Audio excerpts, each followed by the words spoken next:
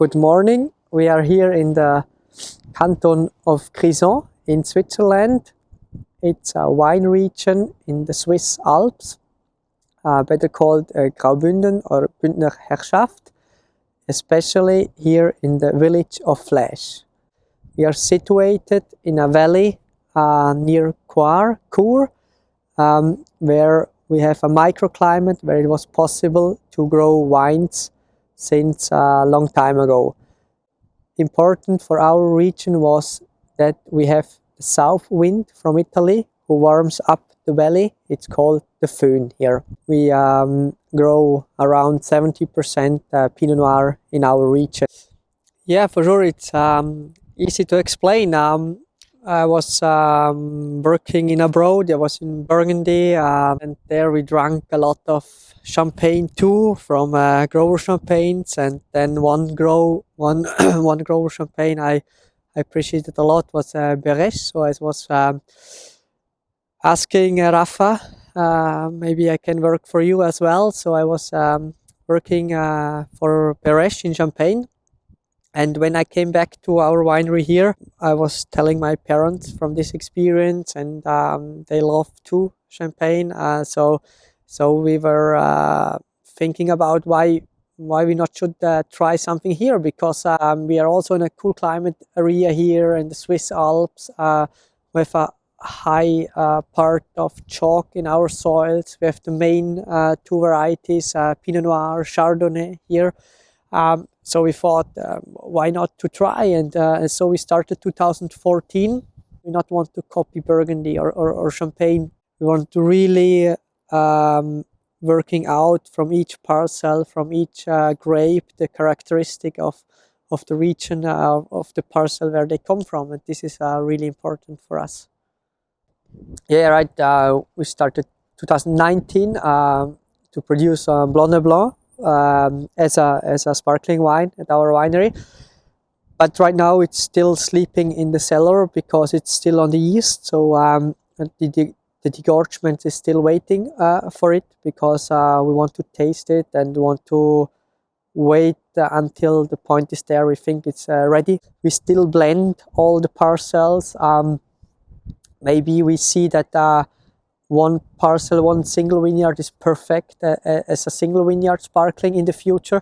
Or also for our reserve wines, we put a lot of reserve wines beside in the cellar.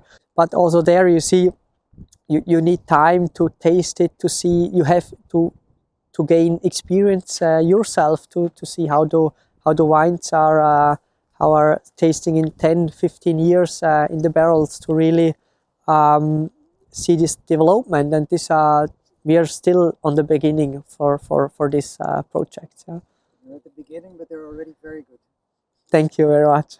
We have one part here, it's called the Flescher Halde, and a second part is right to the neighbor village Mainfeld, where it's called Flescherfeld. And here we have a lot of slate, who has also a high amount of active chalk, what makes a high minerality in the wines. If we go to the direction to Mainfeld, the soil is a bit less austere. We have a richer composition of the earth, which gives you more structure also in the wines.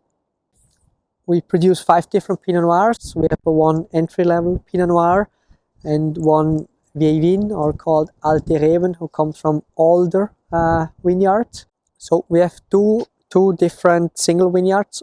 One is called Spondis. It comes from this area here. It's situated like in an amphitheater a little bit. We have in the middle, we have the exposition south. Then it turns around to east and west. And so it gives this parcel, this wine, a high complexity. If you have a warm vintage, you prefer maybe the parts from east and west.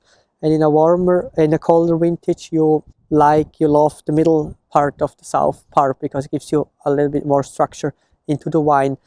And then we go to Herrenacker. Herrenacker is from a part which is less steep than the Spondis.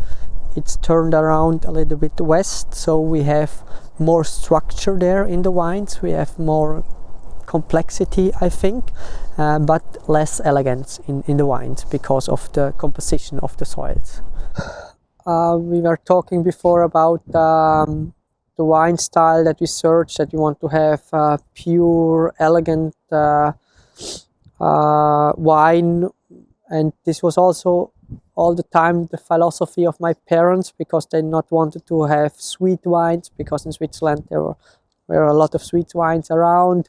They want to have just dry, bone dry wines, and they not wanted to have cuvées, because I mean, cuvées are great. There are great compositions in the world, in the wine world, but our philosophy was that we have single varieties, and so it was also the same idea behind our sparkling, that we really have a Blanc de Noir and a Blanc de Blanc, because I think both grape varieties can be very great. Yeah.